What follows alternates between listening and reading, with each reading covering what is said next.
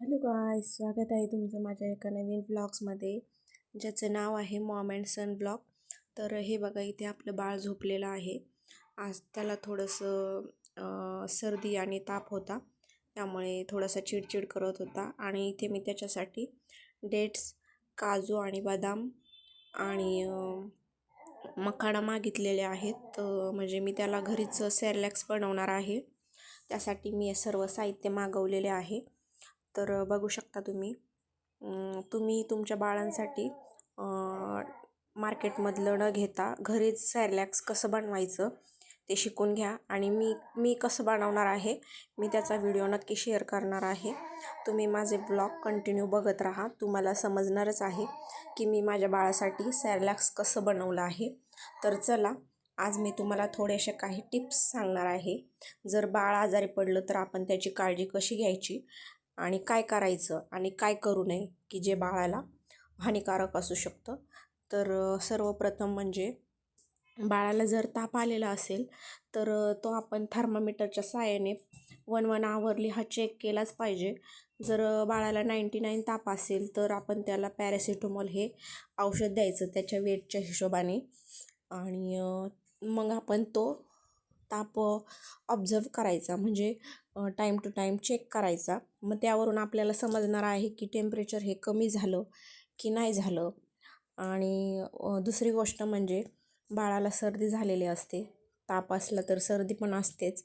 तर त्यासाठी आपण काय करायचं आहे, आपलं जे बाळ ब्रेस्ट फीड वगैरे व्यवस्थित घेत नाही, त्यासाठी आपण आपलं दूध हे वाटीमध्ये काढायचे आणि चमच्याच्या सहाय्याने बाळाला पाजायचे आणि व्यवस्थितपणे ढेकर वगैरे काढून घ्यायचं आहे.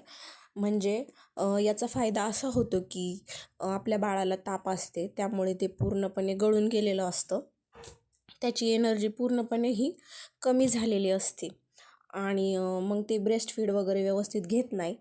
मग आपण काय करायचं, वाटीमध्ये दूध घेऊन चमच्याने पाजलं की मग बाळ व्यवस्थित पितात, म्हणजे त्यांना जास्त एनर्जी लागत नाही आणि त्यांचा जो चिडचिडपणा असतो तो पण कमी होतो.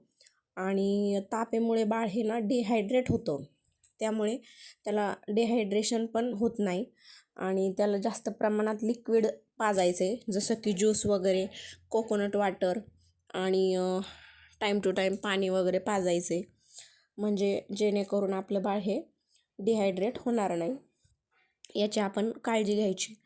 आणि त्याचप्रमाणे आपल्याकडे जर नाकामध्ये टाकायचे ड्रॉप असतील तर ते आपण 2-3 टाईम टाकले तरी चालतात, म्हणजे जेणेकरून आपल्या बाळाचं नाक हे ब्लॉक होणार नाही आणि श्वास घ्यायला त्याला त्रास होणार नाही, याची आपण काळजी घ्यायची.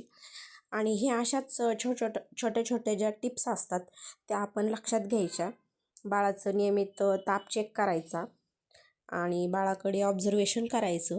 जर 100च्या पुढे ताप गेला तर आपण ऑब्झर्वेशन पूर्णपणे स्ट्रिक्टली करायचं. म्हणजे जर बाळाला ताप असला ना तर बाळाला कधी कधी झटके पण येऊ शकतात तापेमध्ये, त्यामुळे आपण आहे ना त्याचं पूर्णपणे त्याच्याकडे लक्ष ठेवायचं, ऑब्झर्वेशन करायचं, म्हणजे बाळाला कोणत्याही प्रकारचं धोका होणार नाही याची आपण खात्री, म्हणजे हे करून घ्यायचं, पूर्णपणे दक्षता घ्यायची.